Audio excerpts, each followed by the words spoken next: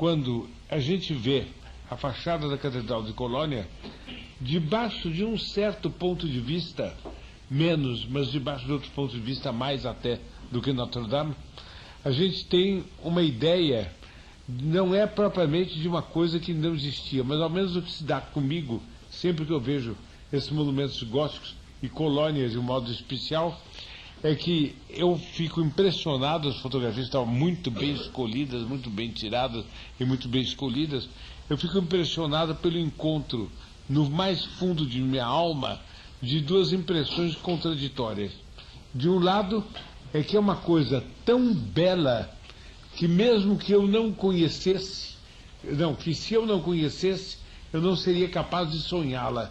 E que ela, portanto, supera qualquer sonho que eu tivesse.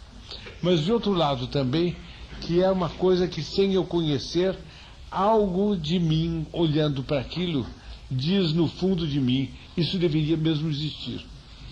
Isso deveria, de fato, ser assim.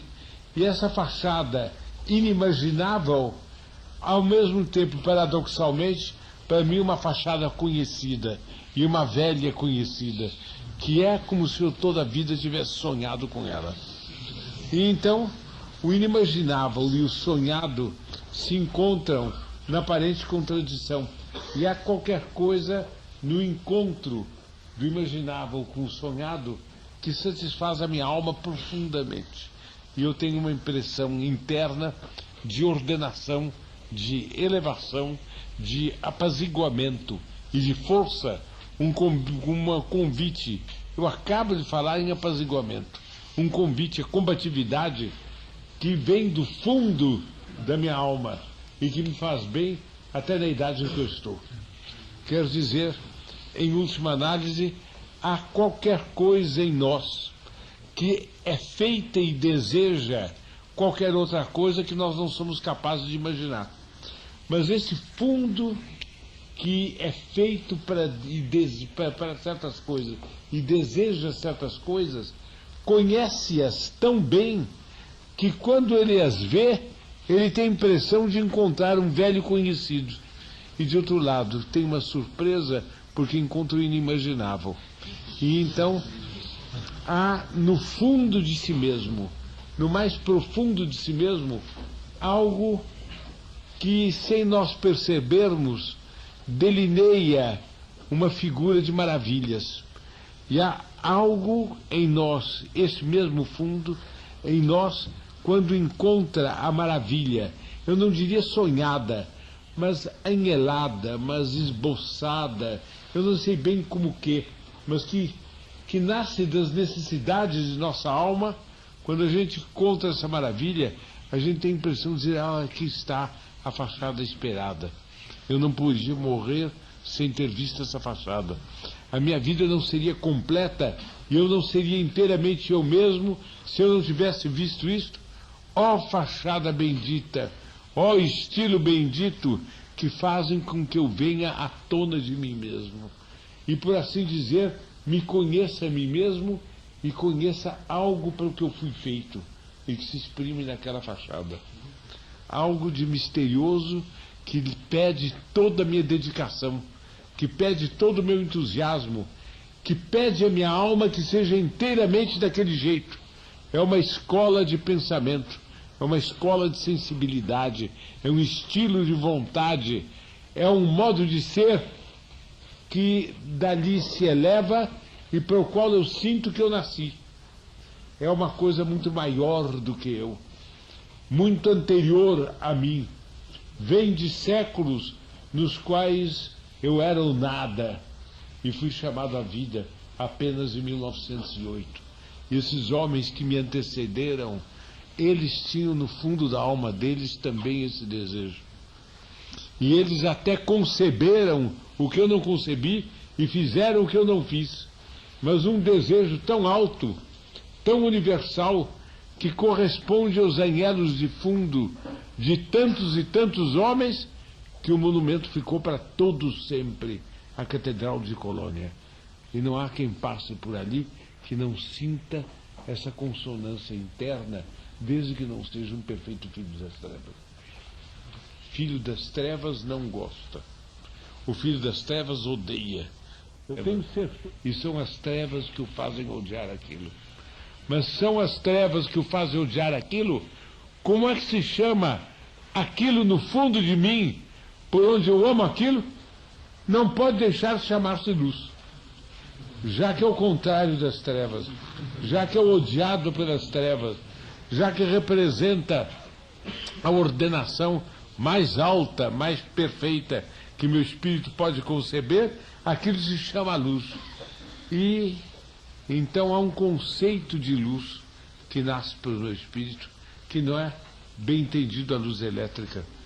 Nem é sequer uma luz que é a linda luz que passa pelos vitrais, mas é muito mais do que a luz elétrica e a luz que passa pelos vitrais. É uma luz que está dentro da alma humana, à procura do que é luminoso fora, para a festa do encontro e a festa da participação. A luz de dentro que encontra a luz de fora. Mais belo do que todos os vitrais da Catedral de Colônia é o lumen que há no fundo de nós, por onde nós nos extasiamos quando vemos a Catedral de Colônia. É um movimento de alma, é uma claridade que está em nós, é um desejo daquilo que está em nós, que é mais belo do que aquilo que nós desejamos. Imagine que alguém fosse oferecer a Nossa Senhora uma flor. A ela, naturalmente, uma rosa.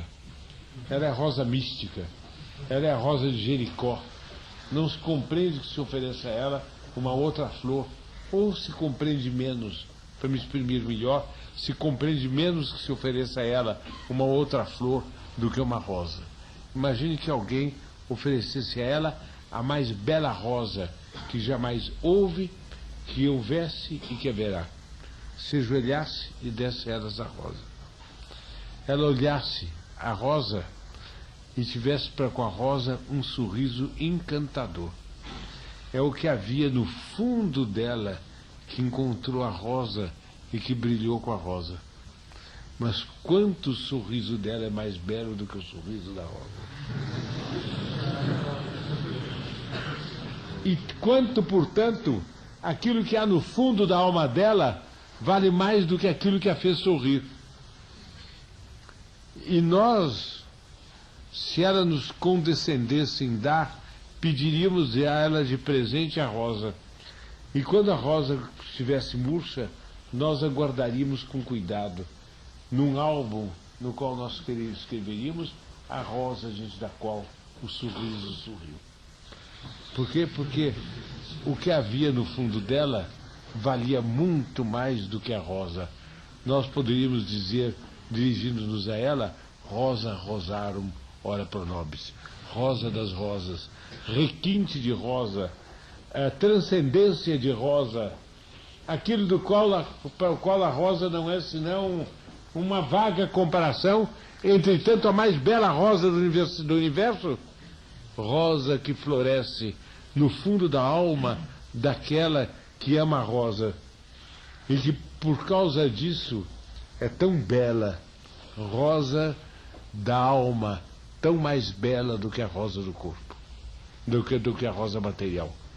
Isso nós podemos dizer das almas que amam a Catedral de Colônia. Cada vez que uma pessoa passa lá, em espírito de fé, olha aquilo e se entusiasma. Admira um vitral, admira uma ogiva, admira uma escultura, admira as torres, admira aquela pequena agulha que aparece entre as duas torres. Cada vez que uma coisa dessa sucede, no fundo da alma, a catedral que todos nós temos, as maravilhas que todos nós temos em germe, sorri. E isto agrada mais a Nosso Senhor no sacrário e agrada mais a Nossa Senhora no céu do que a catedral. E então, quando nós vemos a catedral de pedra, e o povo que passa, e o povo que entra, e o povo que sai, e vemos os esplendores todos daquilo, nós dizemos: os homens como gostam disso. Podemos dizer também: Deus no mais alto do céu como gosta disso. Mas mais do que isso, Deus no mais alto do céu gostou, e Nossa Senhora gostou do nosso encanto por aquela catedral. Porque mais belo do que a catedral é o amor que o homem tem à catedral. Porque o homem é obra-prima de Deus nesse universo visível. E todos os movimentos de alma que há em nós, que amam aquilo que Deus fez, ou que o Espírito Santo sugeriu para a glória de Deus, isto é mais belo do que as coisas materiais que o homem faz. E nós sorrimos para a catedral, Deus sorri para nós. Nossa Senhora sorri para nós. Exatamente como no caso da rosa. Nossa Senhora receberia a rosa e o ofertante da rosa sorriria vendo Nossa Senhora sorrir para a rosa e diria: esse sorriso é mais belo que a rosa. A alma que viu a rosa é mais bela do que a rosa que a alma viu. E assim é o pulcrum que há no fundo da alma do inocente. É uma forma de luz, uma luz que consiste no anseio, no desejo, na vontade de encontrar uma coisa que a gente não sabe o que é, mas que quando a gente encontra, sabe que procurava. E isso é o enigmático. Há um dito francês muito positivo, muito verdadeiro, que às vezes eu repito aqui aos senhores: quem não sabe o que procura, não sabe o que encontra. Mas esse dito tão verdadeiro tem sua limitação. Às vezes os grandes encontros de nossa vida são das coisas que nós não sabíamos que procurávamos. Quer dizer, não há palavras capazes de as exprimir adequadamente. O melhor de nossa alma está no que nós procuramos sem ter palavras para saber exprimir. E quando encontramos, não temos palavras para suficientemente louvar. É nesse encontro do inexprimível com o que está acima de qualquer louvor que se forma um arco que dá alegria para a nossa alma. Aí está o sentido de nossa vida. Um homem que ao longo de sua vida encontrou o que ele deveria procurar, pode dizer: eu vivi. Se ele não encontrou, ele pode dizer: eu andei pela vida como um cão sem dono. Comi nas latas de lixo, bebi nas sarjetas, descansei na garoa, na lama, na chuva ou no sol, mas eu não vivi. Por quê? Porque eu não encontrei a mão amiga que me agradasse. Eu não encontrei o dono bom que me afagasse. Eu, cachorro, fui feito para fidelidade. Fui feito para servir e não encontrei a quem servir. Passei uma vida vazia e morri de qualquer jeito. Assim poderia dizer um de nós que não encontrasse aquilo que deveria procurar.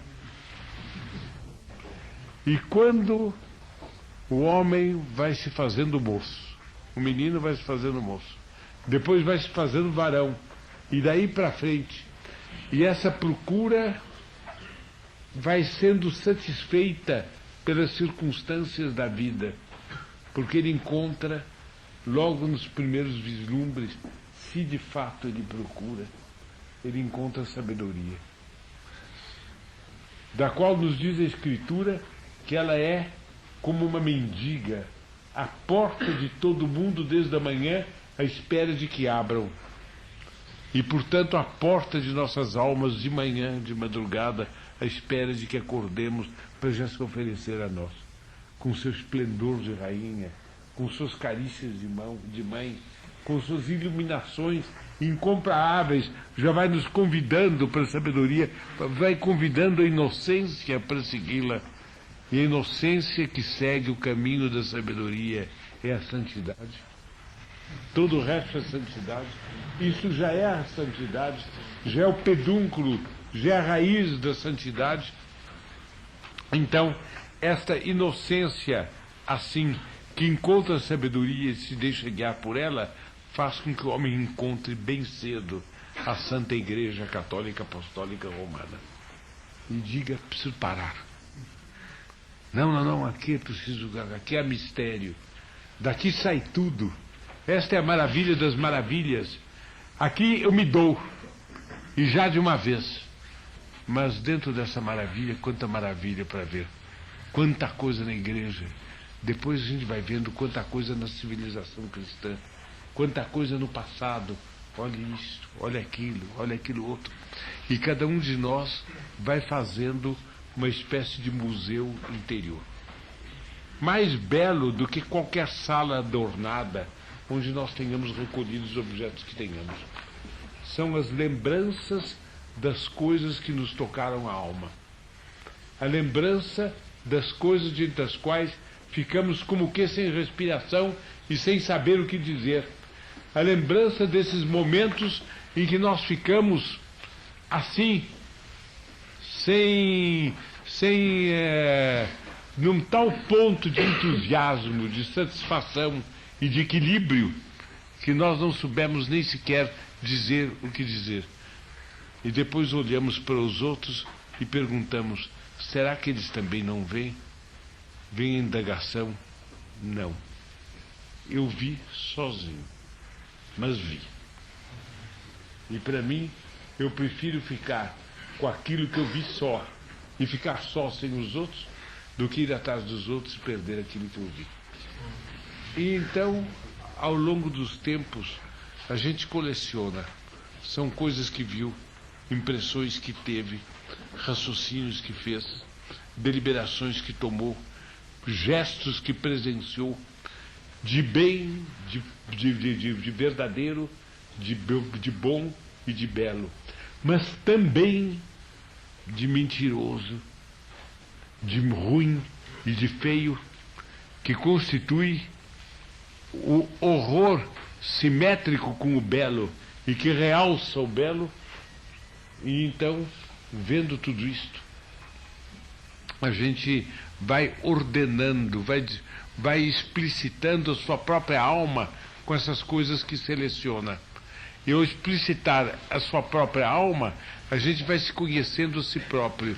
E a bem dizer, esta luz que havia no começo na gente, vai se definindo, vai se tornando ela mesma, nós vamos nos tornando ela, e ela vai se tornando nós.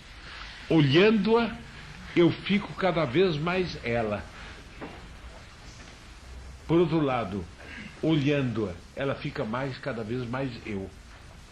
E dessa espécie de reciprocidade interior, se pode dizer, de todo contra-revolucionário católico que seja até o fim, ele é luz. Como se pode dizer, a luz se chama fulano. Há uma reversibilidade. A luz entra nele e na presença dele parece criada só para ser ele e só para estar dentro dele. Exatamente como num belo vitral onde bate um raio de sol. Bate tão bem e passa uma luz tão bonita que se diria que o sol existe para bater aquele raio naquele vitral. E que todo dia, quando o sol torrou bem o vitral, espelhando-se e pondo no chão não sei que rubi, que esmeralda, que safiro, que topázio, ele depois vai se deitar porque ele fez a tarefa dele e começa a anoitecer. A impressão que se dá é que ele vive para aquela joia que ele projeta no chão e que anda enquanto ele anda e que vai transformando cada centímetro do granito sucessivamente em joia, até que a tarefa cumprida, a joia vai desbotando e o sol vai saindo. A gente já não o vê no chão, mas vê ainda no vitral. E nos últimos lampejos da noite, ainda aquele pedaço de vitral que encantou a gente. Verde, vermelho, azul, amarelo, sei lá o quê. Ainda a gente olha, quando o sol se põe, a gente tem vontade de dizer, eu também vou dormir, porque eu tive meu dia cheio. Eu vi a joia passar pelo granito da catedral. Esses encontros de alma que definem a vida do inocente e que exprimem algo que nos diria mais ou menos o seguinte: você foi feito para isto foi feito por você, para você, E de tal maneira você ama isto, que se diria que isto existe para você, que isto é você, ou que você é aquilo. E quando você fala daquilo, tem-se impressão de ver aquilo que nem está presente, mas que está presente na sua alma. E que presente na sua alma, talvez vejamos de um modo mais belo do que se nós víssemos na realidade policromada e material que existe. Agora, os senhores veem bem que tudo isto é um modo de dizer credo num Deum, patrem tentem, creatorem misterium et terra, visibilium omnium et invisibilium. Eu creio em um só Deus, Pai Padre onipotente, Criador do céu e da terra, de todas as coisas visíveis e invisíveis. Por que Deus? Porque o homem sabe perfeitamente que um caco de vidro é um caco de vidro. Ele sabe que o sol não é senão o sol. E que aquilo tudo seria uma ilusão se não fosse a expressão de um ser infinitamente maior que se oculta aos nossos sentidos, mas que se mostra através desses símbolos. Que toda esta feeria seria absurda se esse ser não existisse, oculto atrás dali e mostrando-se através daquilo. Ora, como não é possível que aquilo seja uma coisa absurda, porque é absurdo que tanta ordem e tanta beleza seja absurda, a conclusão é que aquilo é. E no fundo, sem perceber, amando aquele rubi, ou aquele jogo de luz, ou aquele vitral, amando a alma que ama aquele vitral, mais do que o vitral ele mesmo, nós amamos ainda mais o puríssimo Espírito, eterno e invisível, que criou tudo aquilo para dizer: meu filho, eu existo. Ame-me e compreenda. Isto é semelhante a mim, mas, sobretudo, por mais belo que isso seja, eu sou infinitamente dissemelhante disso. Por uma forma de beleza tão quintessenciada e superior, que é só quando me vires que verdadeiramente te darás conta do que eu sou. Vem, meu filho, vem que eu te espero. Luta por mais algum tempo, que eu estou me preparando para te mostrar no céu belezas ainda maiores, na proporção em que for grande e dura a tua luta. Espera que quando estiver pronto para veres aquilo que eu tinha intenção de que visses, quando eu te criei, eu te chamei. Meu filho, sou eu a tua catedral. A catedral demasiadamente grande. A catedral demasiadamente bela. A catedral que fez florescer nos lábios da Virgem um sorriso como nenhuma joia fez florescer, nenhuma rosa e nem sequer nenhuma das meras criaturas que ela conheceu. Essa catedral é nosso Senhor Jesus Cristo. É o coração de Jesus que tirou do coração de Maria harmonias como nada tirou. Ali tu conhecerás. Ele disse dele: sou eu mesmo, serei eu mesmo vossa recompensa demasiadamente grande. E quando a gente vê monumentos desses, a gente tem uma certa sensação do demasiadamente grande, mas de um demasiado delicioso, que não tem proporção conosco, mas para o qual nós voamos. E é a esperança do céu que a gente nota quando essa afirmação se faz. Há pouco tempo foram representadas as duas torres da Catedral de Colônia. Se eu fosse levado, eu sei que a comparação não é muito simpática. Há uma proibição da Igreja, sempre sábia e sempre única no suprassumo de sua sabedoria, há uma proibição da Igreja de se fazer comparação de santo com santo. Porque todo santo é incomparável. Bem, assim é um pouco impróprio comparar certos monumentos góticos uns com os outros, por razões análogas.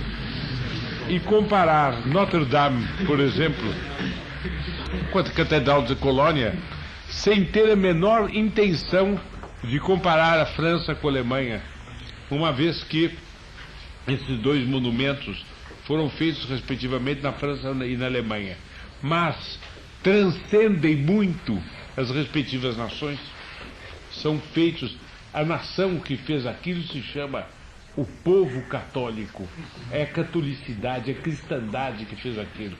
A Alemanha e a França são pormenores dentro daquilo. O que sugeriu, o que despertou aquilo foi o sangue que Cristo Nosso Senhor derramou da cruz e as lágrimas que Maria chorou.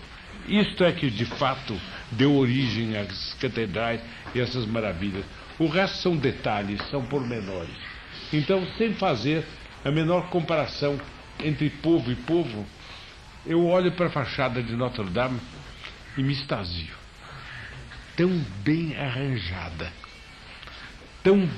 tão simétrica em tudo, tão em que a fantasia e a boa ordem de tal maneira se completam e o rigor da lógica floresce num sorriso tão cheio de distinção, que a catedral parece dizer: olha, o ponto final da harmonia, da beleza, da dignidade, imagine se vai mais longe.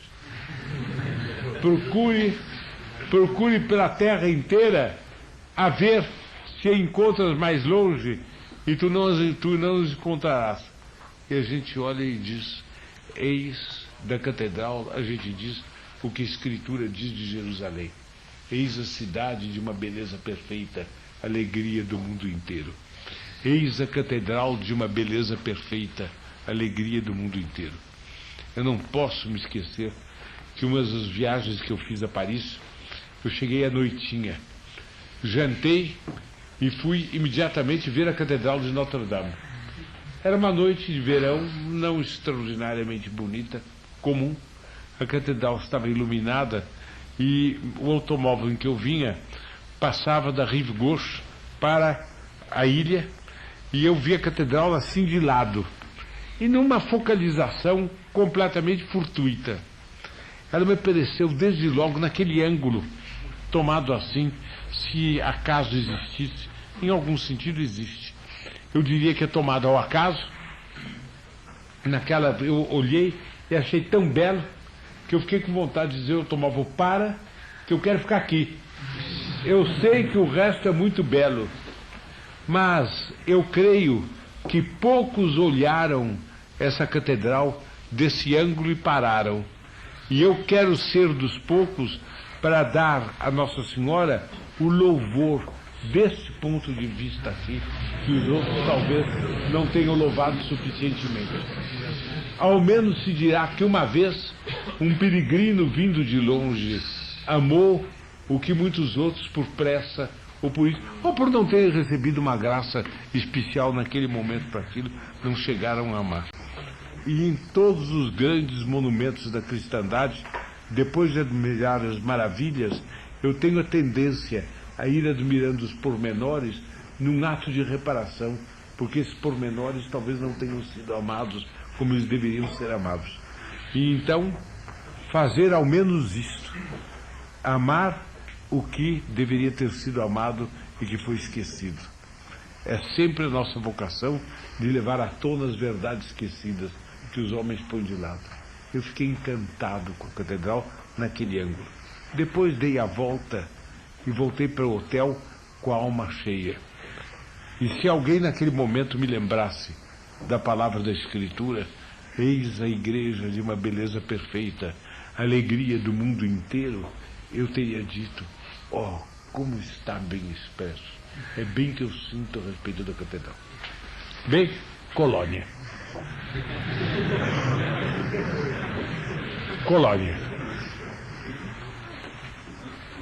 Colônia é muito bonita.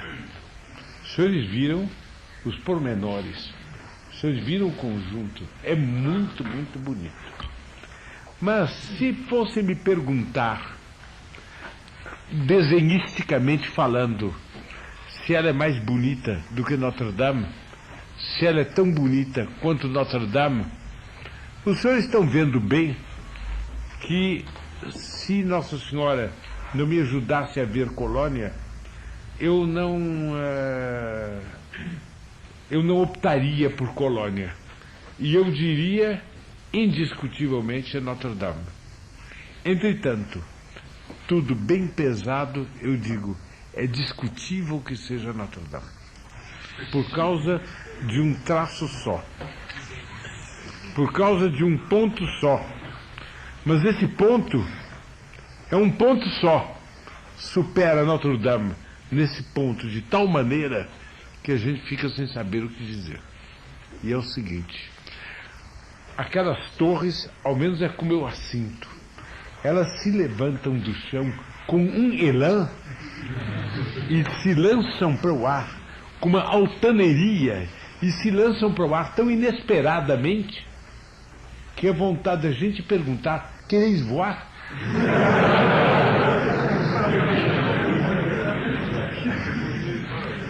E elas proclamam uma tal vitória do homem sobre a lei da gravidade. A lei da gravidade, aquilo que atrai o homem para baixo, que torna pesados os seus movimentos, que torna para o homem difícil a vida, fica tão esmagada, e ela de tal maneira se perde pelos céus, que esse movimento audacioso de alma, desejando o inimaginável, é mais belo do que tudo quanto em Notre Dame foi imaginado e realizado. E há um desejo nosso, daquele imponderável, daquela ousadia, daquela altura, que diz: sim, senhor, eu não sabia que em mim mesmo, vendo Notre Dame, ainda havia, por assim dizer, uma camada de alma à espera de outra coisa. Mas olhando Colônia, eu sinto por detrás esta camada de alma aparecer. E não é harmonia perfeita, não é a simetria incomparável, não é a proporção entre o chão e o edifício, é o esplendor da desproporção, daquilo que se arranca por superação, não por subversão, mas por superação, se arranca a todas as regras e as transcende e diz positivamente: universo, com tuas lindas regras, eu te venero, eu te quero, eu faço parte de ti, mas de dentro de ti eu levanto a mão até o autor do universo.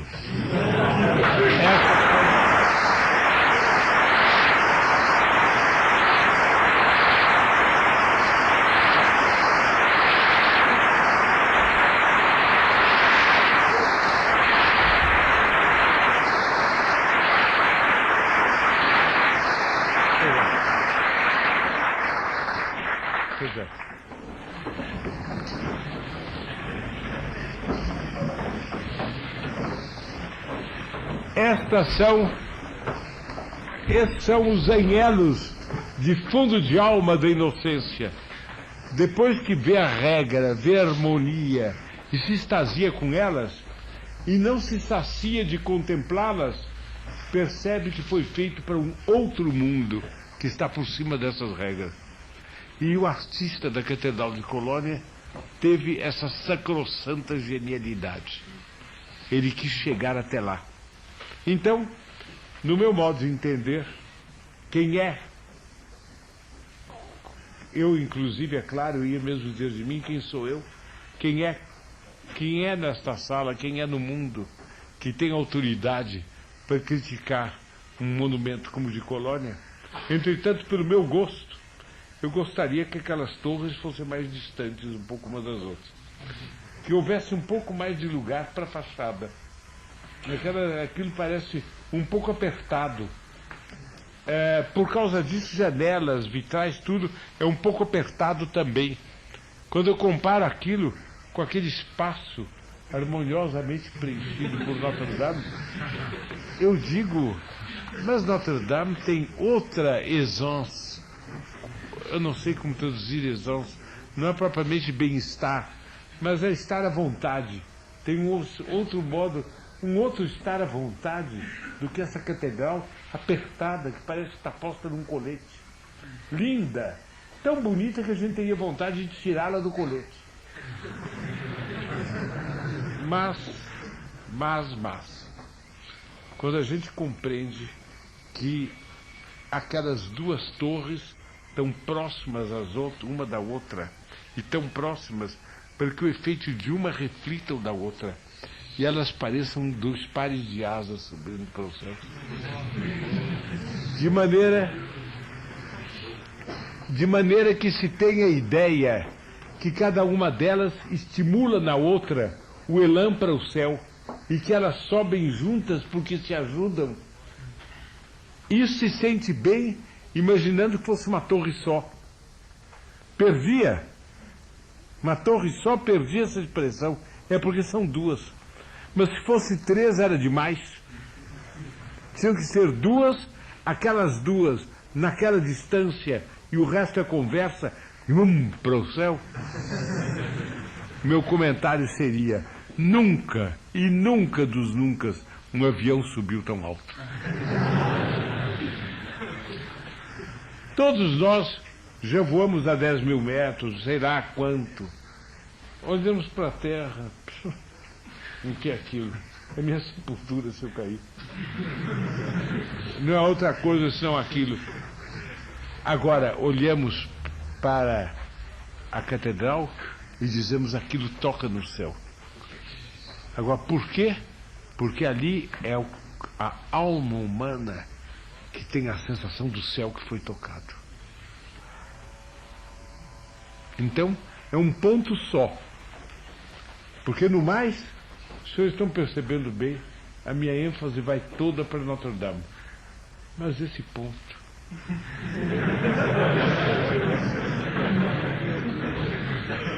Como pode suportar comparação? Como pode suportar comparação? Quer dizer, ao pé da letra, fica-se mal à vontade discutindo qual é qual e qual é a primeira, a qual dá o primado, porque a gente vê que Deus queria que houvesse uma e outra para se somarem e darem ainda uma outra ideia dele. E aí, do fundo de nossas almas, do fundo de nossas inocências, vem uma outra, sobe uma coisa que é luz, superluz, mas ao mesmo tempo é penumbra ou é obscuridade sem ser treva. E é a ideia de todas as catedrais góticas do mundo, as que foram construídas e as que não foram construídas, dando uma ideia de conjunto de Deus, que entretanto ainda é infinitamente mais do que isso. Aí o espírito que inspirou todas essas catedrais nos aparece, e aí realmente mais nós vivemos no céu do que na terra. E aí o nosso desejo de uma outra vida, de conhecer um outro com O maiúsculo, tão interno em mim, que é mais eu do que sou eu, do que eu mesmo sou eu, mas tão superior a mim, que eu não sou nem sequer um grão de poeira em comparação com ele. Esse meu desejo se realiza. Eu digo: eu compreendo, o céu deve ser assim. Quer dizer, a inocência em cada um de nós é algo que tende para isto, algo que caminha para isso, algo que visa revelar no fundo de nossas almas essas formas de maravilha para as quais elas são feitas, para assim nós nos prepararmos para amar a Deus, dar-lhe glória e servi-lo nesta terra, e depois conhecê-lo, amá-lo e dar-lhe glória por toda a eternidade. E essa é a nossa finalidade. Então, a inocência dá a impostação primeira de nosso fim, e dá o caminho que conduz para o nosso fim. E a virtude que faz com que nós nos ponhamos em movimento nesse caminho para aquele fim se chama a sabedoria.